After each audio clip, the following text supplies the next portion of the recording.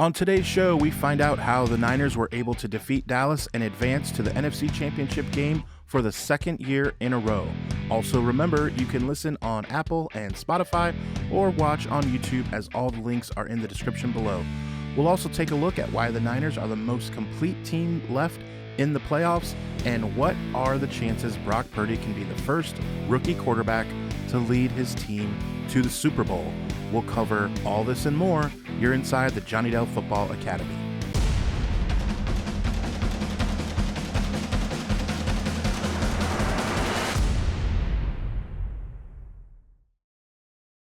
Hello, Niner faithful, and welcome to another Victory Monday on the Johnny Dell Football Academy podcast, on the channel that's trying to answer the whys and hows of the game.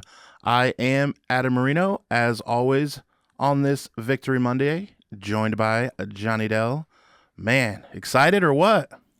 Oh, so excited.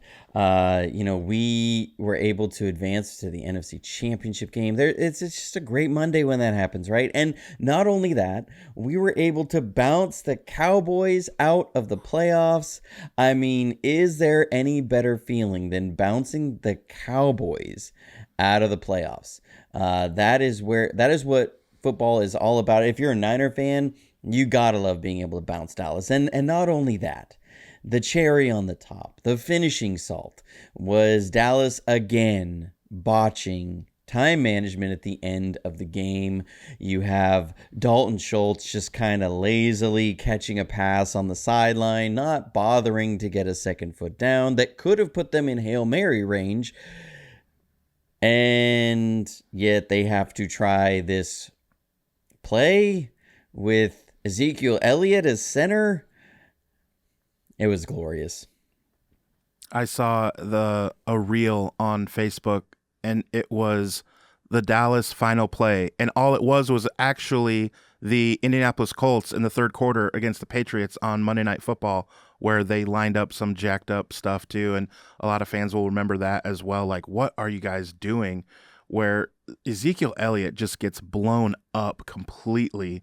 And it's just like, the band is on the field. Like, it's kind of one of those, like, what is happening? Like, just go home, Dallas. We're done with you.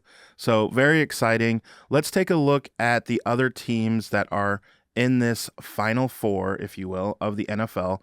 And one surprising thing was definitely down a few offensive linemen. The Bengals were really able to stick it to Buffalo. Definitely didn't see that coming.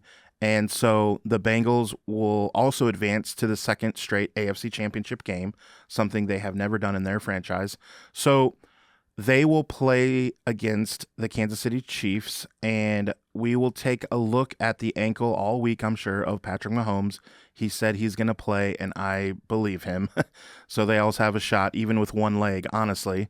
And then we play the Eagles because they had a bye. I don't know if you guys see, Niner Nation might not have known, the Eagles actually had a bye because the New York Football Giants never showed up to the stadium. So actually, man, it might be tough for us, them coming off 2 bye weeks. So no, I jokingly say, they got destroyed.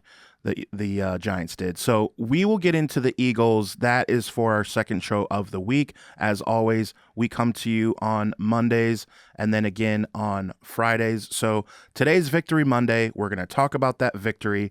And I wanted to get into, the idea that this team that has come together, when I say team, I'm actually talking about Lynch, Shanahan, and York. And they've been through some turmoil.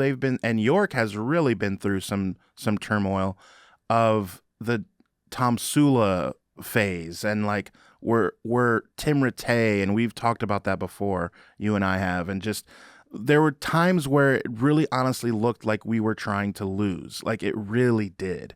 And true Niner fans have been through that, and so now to see these 3 guys come together, and Jed York, I saw one of your tweets and it just made me laugh. What can you say now about Jed York?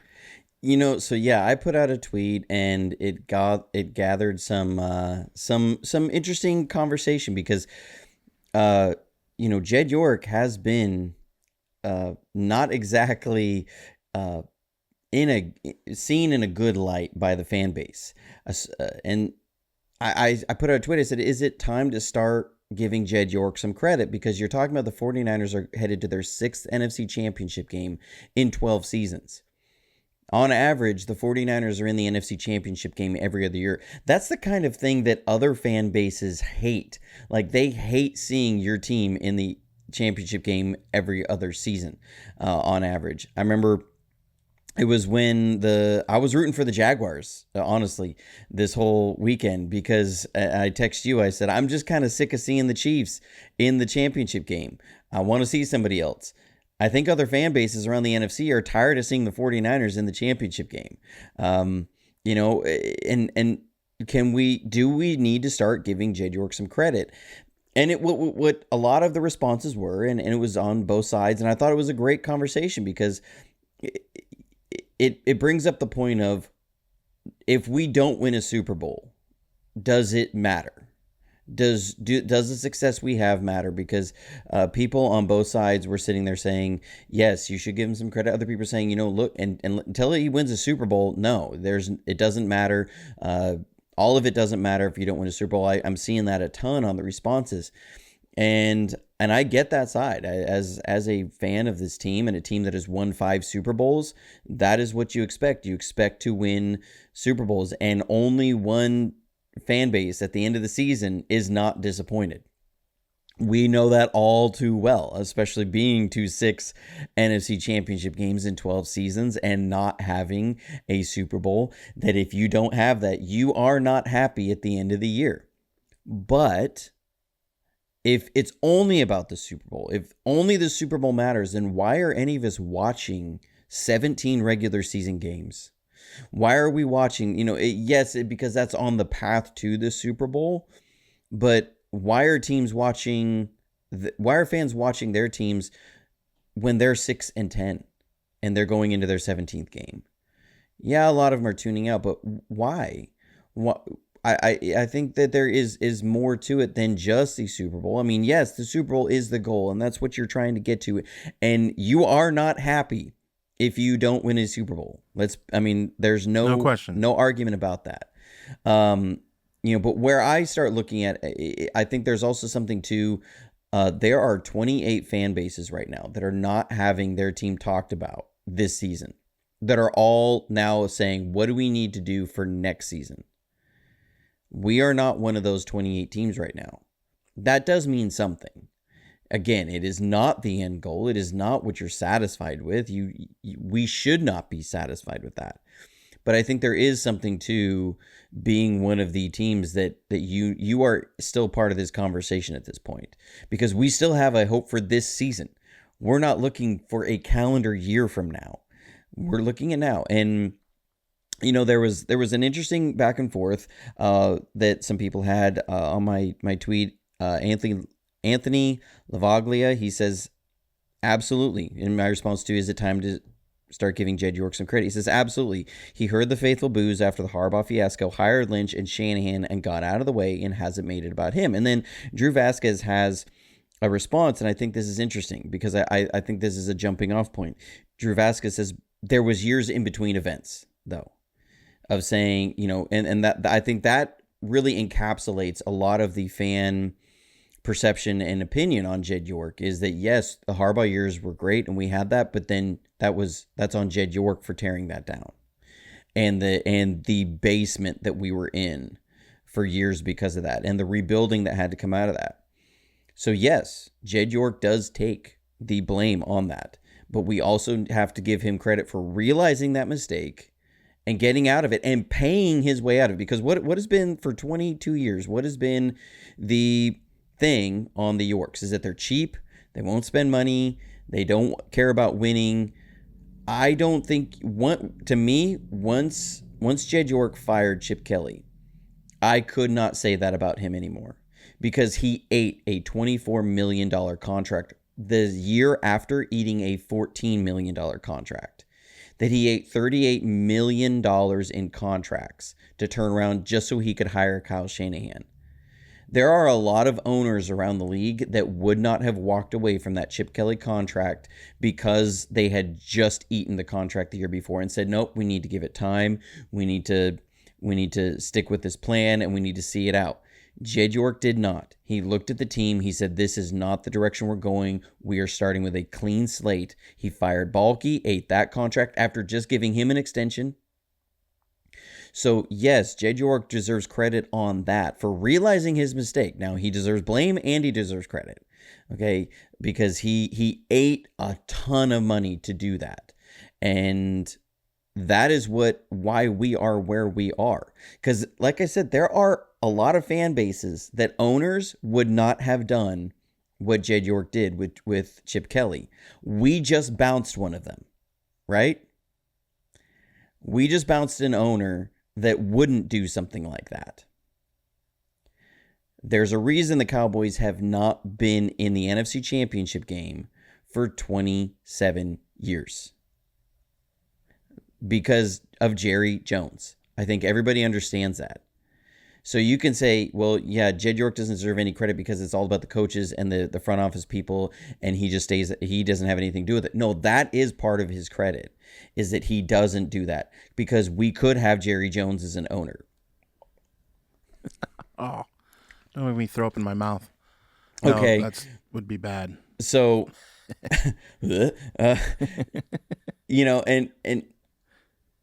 so that's where I'm at with Jed York is, yes, he has to win a Super Bowl. We have to win a Super Bowl.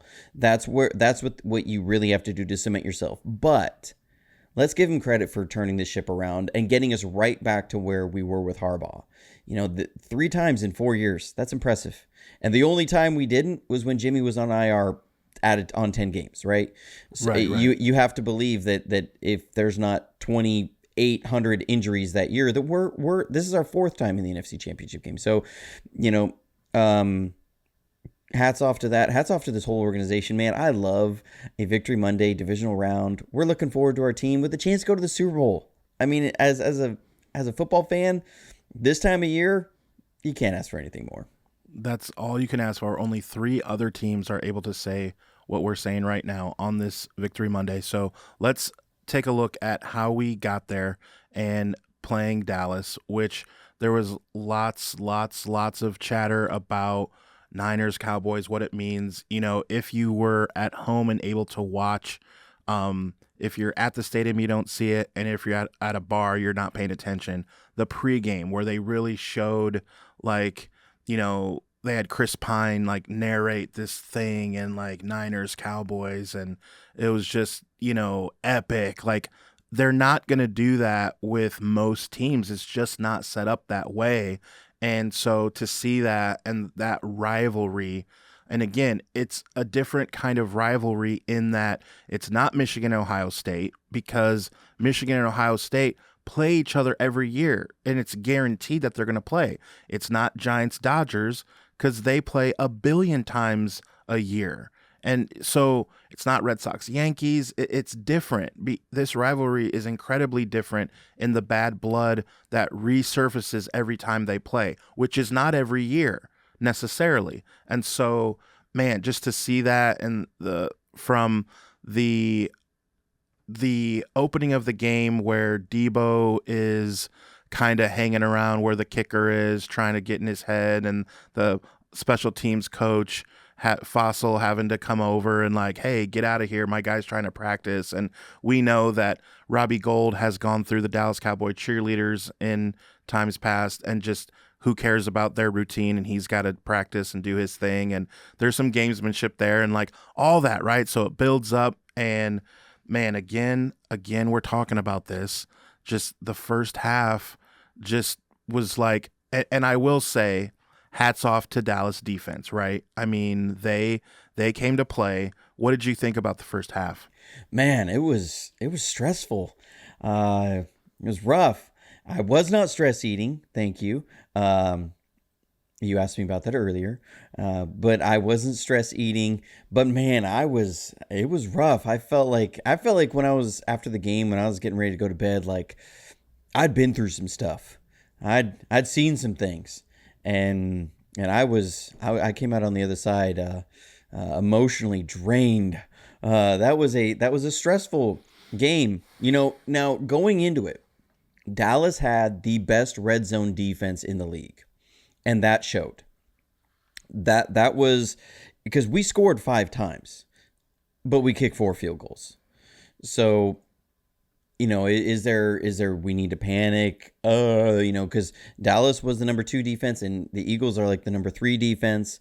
Are we gonna have the same sort of struggles? I hope not. Now the Eagles are a very talented team. They play very sound, but we'll get into that later in the week. But as far as that game, I mean, it was very much what you expected. And Dallas came to play. They put their big boy pads on, and they said, we're going to make this a slog it out game. And so hats off to the Dallas defense. I hate giving them credit for anything, but they came to really play. But you saw in the second half how the 49ers turned into a bully.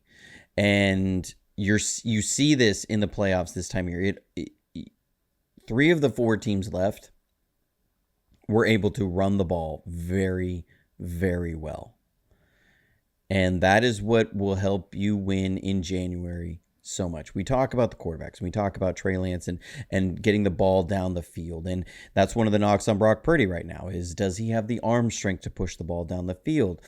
That's been what we've talked about with Jimmy Garoppolo for years, right? Is the ability to push the ball down the field and open up the run game and all that. In the end, it comes down to, can you execute when the other team knows you want to run the ball? There's no secret that Cincinnati wants to run the ball. It's no secret that Philadelphia wants to run the ball. And no one believes it's a secret that Kyle Shanahan wants to run the ball. Can you do this when other teams know you want to run the ball? And teams that can do that, they dictate the game. It makes it so hard, and will frustrate defenses. And you saw that throughout, that Dallas players were getting chippy. Things were getting really, really tense out on the field, because at some point, the 49ers in the second half, they just wear teams down. And you saw those runs that weren't there in the first half started opening up. You start getting little creases. Those 2-yard runs start turning into 5-yard runs. Those 5-yard runs start turning into 8-yard runs. And Elijah Mitchell becoming a battering ram there in the second half. Christian McCaffrey may be dealing with a little calf irritation thing going on. It's so great to have the luxury of an Elijah Mitchell coming in and being able to be that battering ram. And he's such a physical runner that it complements that second half so well. And man, that was fun. That was fun to just watch them bully Dallas the second half. And I was nervous. I mean, I was standing up, I was pacing, I couldn't hardly sit in my seat. But what a great way to send Dallas home. It is the identity of this team. Play good defense. That Run fourth the ball. quarter, Wear fourth on quarter, teams. I tweeted in the fourth quarter, "Gee, where's Micah Parsons? He's nowhere to be found in the fourth quarter." They weren't saying his name. He wasn't in the picture. He wasn't on the pile when they would get up from a tackle. You look up at the stat sheet, very unimpressive. Just didn't do much. And in the first half, even though he wasn't necessarily recording a stat, the very first play of the game, that they were trying to throw it to Debo in the flat, he's there. Rushing the quarterback, he doesn't get the sack per se, but he's there. He's putting his stamp on the game. And in the fourth quarter, man, we stamped him. We put the stamp on him. And so I don't want to hear about Micah Parsons. And luckily, I won't have to, because he's at home on the couch like me watching these games. So I want to do something a little different with you that is still talking about the game. And I think it'll be a fun way that we can continue talking about the game. And that is another edition of Start, Bench, Cut. And so here's what I want to do from the game. I have it pulled up here on my other phone. All right, so here's Start, Bench, and Cut. Okay, so it's going to be Robbie Gould, Fred Warner, and Christian McCaffrey, sorry. Now, here's what we're looking at, all right? So Robbie Gould was 4 for 4, and then a long field goal of 50. Now, keep in mind, this is a big deal because on the other side, it was a big deal if we would have said the kicker was 4 for 4 because he was not. So, all right, we have Robbie Gould and his stats. We have Fred Warner with a game high 7 tackles, 2 assists, of course, the interception, and the coverage on CD Lamb, in which he started the play at the line of scrimmage and then ran 30 yards down the field with a gazelle in CD Lamb. So we have Fred Warner, and then we have Christian McCaffrey. The numbers were not gaudy. However, we all know what he brings when he's on the field. He did have a touchdown. He only had 35 yards rushing. He also had 6 catches, including a couple huge ones on 3rd down. So you do have to take that into consideration. So when we look at it, we have Robbie Gould, we have Fred Warner, and we have Christian McCaffrey. Let's get into it. Start, bench, cut. Let us know how you guys feel in the comments. We love to interact with you guys, so please let us know who you got. I refuse on that. Not after the NFC Championship game and beating Dallas, because we needed every single one of those guys. I say start them all. Don't cut anybody. Nobody's on the bench. Because that would be an insult to Robbie Gould to say we're going to cut him. Well, what? You going to have Mish Wisnowski kicking field goals? We saw that attempt at one point in the year. No. Fred Warner, all pro Fred, that he was the heart and soul of that defense yesterday. He was the linchpin on that defense. And Jimmy Ward has been maligned different times during the year of his play in the slot. He has been, to me, the best slot player we've had probably since the Harbaugh days this year. K1 Williams was good in the slot last year. Jimmy Ward has been fantastic.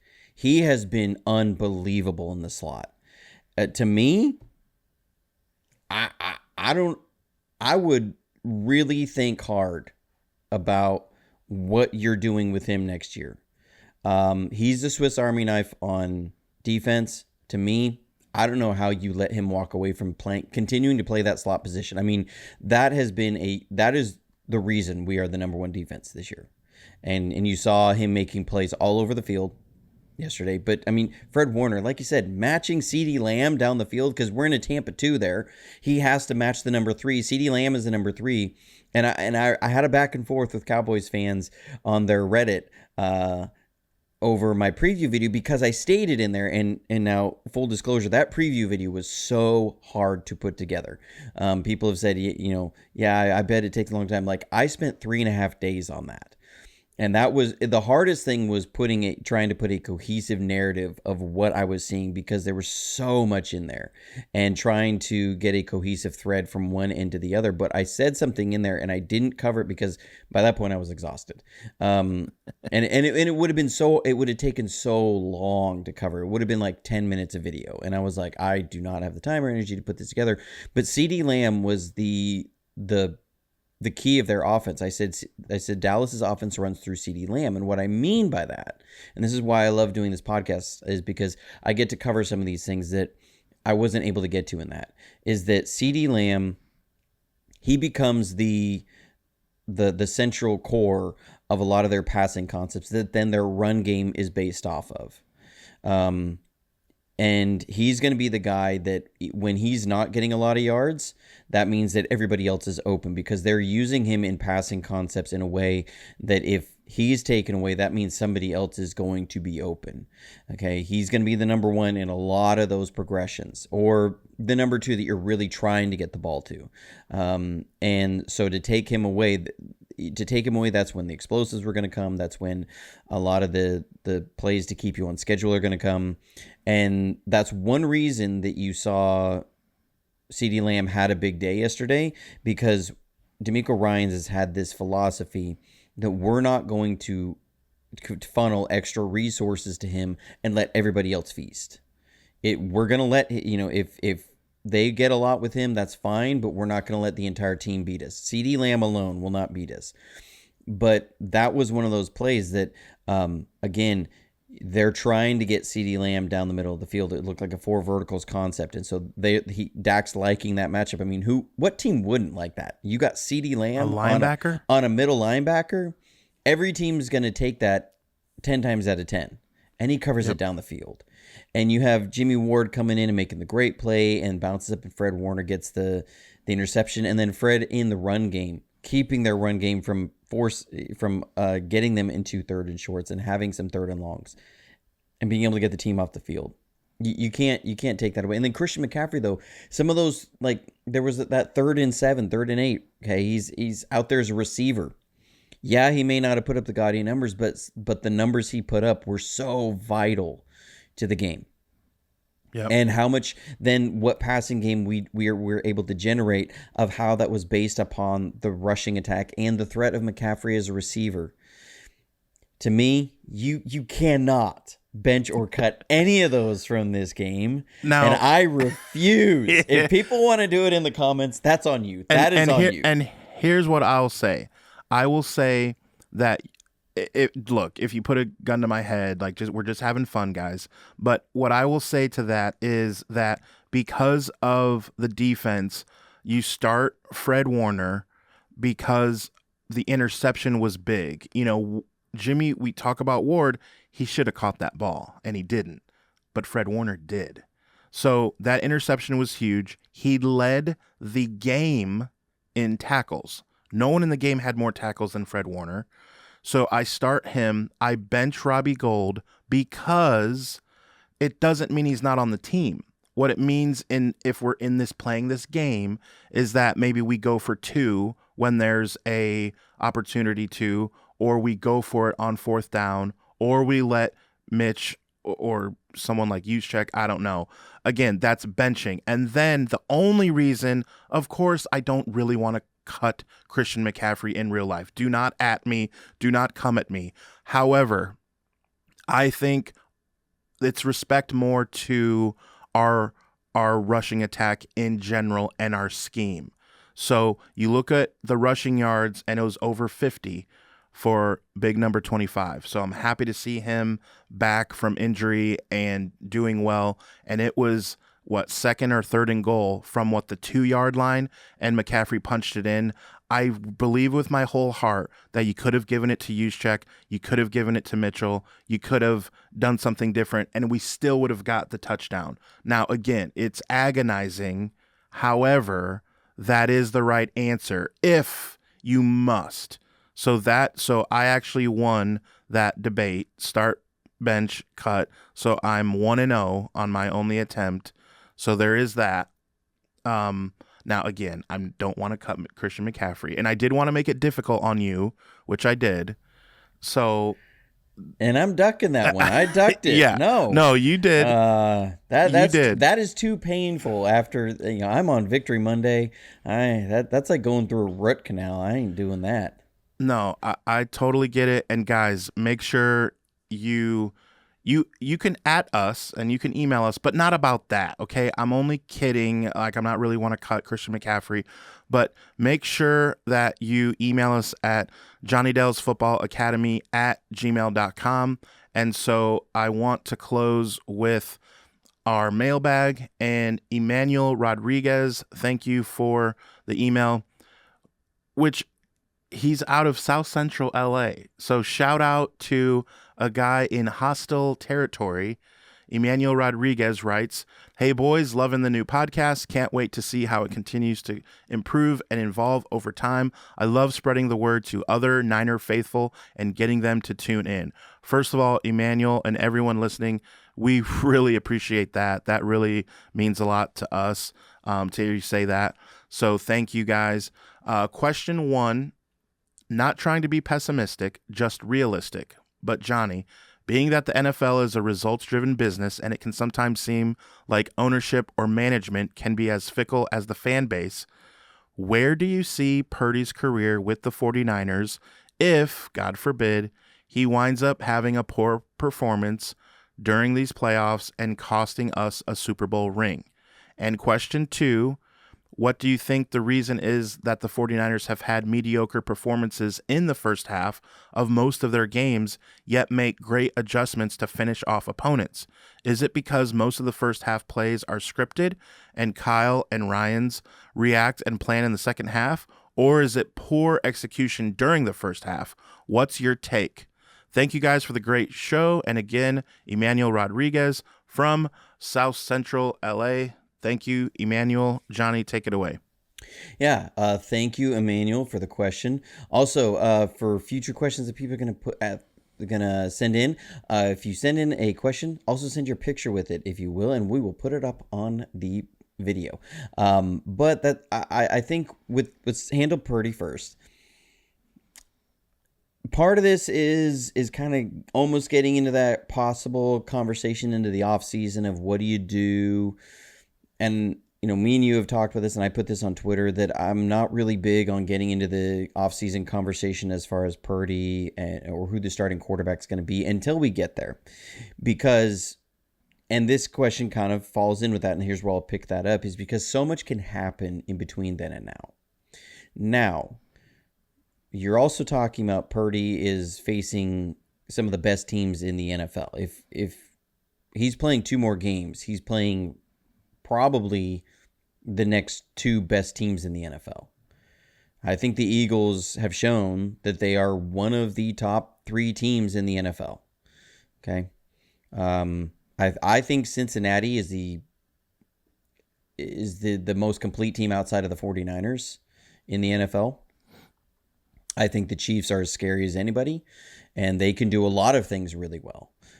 The Chiefs, we saw them when Mahomes went out. They went a 98-yard drive with Chad Henne. And Pacheco's busting off a 39-yard run.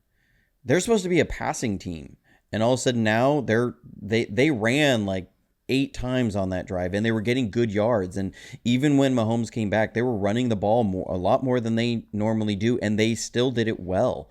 They're getting after the passer, and they're playing decent run defense at times. I feel like Jacksonville went away from the run a little bit. But anyways, you're getting to, that whatever happens from here on out, we have to also put that in perspective that even if Purdy lays an absolute stinker of a game, you're talking about against one of the best teams in the league. As a rookie, you have to put a caveat with that. And I think ownership's going to put a caveat with that. I think the coaches are going to put a caveat with that you still can't discount the 7 games in a row that we've won with him as a starter. I think this is where that whole, wins and losses aren't a quarterback stat thing kind of come in. You go, yeah, it's not, but it's really hard to win if your quarterback isn't at least playing well. It's really hard to win if you don't have functionality at quarterback. It's really hard to win any games, and now we've won 2 playoff games with Purdy. As a rookie, that speaks volumes. Ideally, this should be the worst season of his career. And we're in the NFC I'd like to have that Championship career. Right. There's a lot of quarterbacks who have been good quarterbacks in this league and never sniffed the kind of success that Purdy's about to be in at this point. Okay. So yeah, he could have a game where he throws 4 interceptions. Is anybody sitting here and saying, well, maybe the Jaguars should reevaluate their issues at their position of quarterback, because Trevor Lawrence threw 4 interceptions in 1 quarter. They still won the game. Right. They still won the game, but I think no matter what happens going forward, that doesn't change your perception of Purdy. And he's bound to have a bad game. He is bound to have a bad game. It will happen at some point, okay? You don't let one game change your perception of a player. And so to me, as looking at that, I don't see, even if he had a horrible game and cost us the Super Bowl or cost us the championship game, no, I don't think you change your perception of him, because at this point there's enough there for them to make a decision going forward. And I don't think anything he does in this next game is going to color that for this next year as far as what's happening. I think what has happened and then what's going to happen during the offseason and training camp will tell them a lot more than how he plays in an NFC Championship game, as far as bad. If he plays amazing the only thing that this could do at this point is be better for him. And then I forget the second part of the question because I went off on that one. So the second question is what we talk about a lot is that whole first half thing. Like, what is Right. the reason why the first half, ends up the way it is? Is it based off of the scripting that our coordinators do, or is it more poor execution? What's your take? Well, so first of all, we have to understand what that scripting is all about. That scripting isn't just like we think that these plays are going to work really well. And our goal here is to score. Now, obviously, they want to score, okay? Obviously, they want to put points up early. You want to get on a team. But what's more important, and this is going to sound backwards, but it's more important is gathering data. Is that you're trying to see how our team's going to adjust this. So you're going to see things like how are they adjusting to when we split McCaffrey out wide? Are they running any checks? If we split them out wide and then we motion them into the backfield, are they running checks? Are we seeing them in one defense and do they check to another defense? And then what does that tell us about what we can do for going forward? How do they respond to our 11 personnel? How do they respond to 22 personnel? How do they respond to 12 personnel, which is one back, two tight ends? Are they coming in with safeties? Are they staying in with linebackers? That all tells you something. Are they running man? Are they running zone? This tells you, again, how are you going to attack them going forward? How are they playing the outside zone? How are they playing inside? How are they playing? You start with that stuff, and it's all about fact finding to figure out what are they doing. How are they handling motion, change of strength motions? Okay, so when you have starting out with the strength of the formation to the left side, and you shift and you motion to the right side, and you change the strength, how are they handling that? When you see Kyle flipping through those pictures, that's not just during the play. He's looking at all the things before the play of the shifts and motions and how the defense changes or doesn't change. That all tells you something. That tells you how you call plays into your quarterback of one play to a second play and what you're telling your quarterback. What you're telling your quarterback, okay, if they don't shift, if they don't do this, if you do this, we're going to stick with this play. If they don't, we're going to check to another play because we're expecting them to shift to a different play, and then they don't, and we're going to now check to a different play, okay? These are all part of the fact-finding mission, and that I think is even more telling about how great Kyle Shanahan is and how hard it is to stop him, because he's going to keep probing you and he's going to keep finding out what are you doing, and eventually the levee will break. If you don't beat yourself, he will put your team put his team in the proper position to win. That's just the way it is with him. And that's why, again, you see it so much of stressing, if we don't turn the ball over, we feel like we have a good chance of winning. How many times have you heard the team say that? If we don't turn the ball over, we felt like we had a good chance to win. Because you give him enough time. Kyle Shanahan's like Novocaine. You give it enough time, it'll always work. And to quote, remember the Titans. But that's why I think you see some of those first half struggles is what you're seeing teams are doing to stop what we do normally, and then Kyle is adjusting off of that as you go forward. And same thing defensively. I think DeMeco is kind of changing a trend around the league in that you see his defense will very much often shift and change in its tone and some of the calls into the second half, because he's finding out how the offense is trying to attack, almost anticipates their adjustments, and then adjusts on his own. And so I think those two are a great combination. I think DeMeco is going to make a great head coach when that opportunity happens. Sad to say, but yes, I think we think of the Jets and how they've improved, and I think DeMeco has that chance, and I'm excited to see who would step up then in that role. So we will talk about Philadelphia and their cheesesteaks and their players and everything Philadelphia. Maybe Will Smith, whatever, Kevin Hart, what's all Philadelphia. So we will see you on Friday. Remember, guys, also follow us on Instagram, on Facebook, all under Johnny Dale Football Academy. You can find us a new TikTok as well. We're trying to get out there, guys, and be seen and heard.